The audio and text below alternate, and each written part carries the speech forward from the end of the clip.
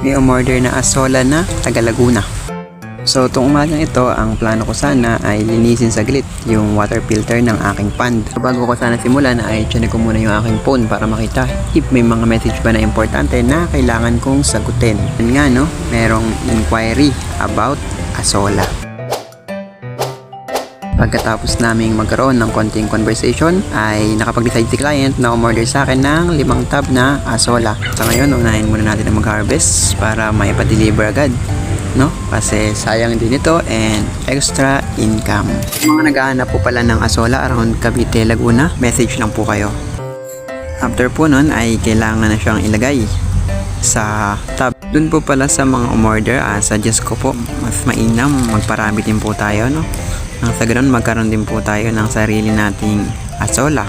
And maganda po ito, lalo kung kayo ay maraming alagang manok. After ko nga mag-book no, ng delivery rider ay maya-maya lang ay dumating na rin si sir.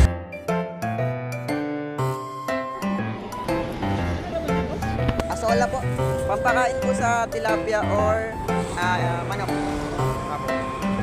And dito ay naayos na nga ni sir yung paglalagyan ng ating asola, no, patungo sa ating client dahil medyo konting tubig po yung ating tub. Nang sa ganun ay hindi po matuyo yung ating asola at fresh pa rin siyang darating sa ating client, no. And muli, thank you so much po sa aking buyer, no, from Laguna. Shout out sa iyo sir, and also shout out din kay Kuyang Rider, no. Thank you so much po.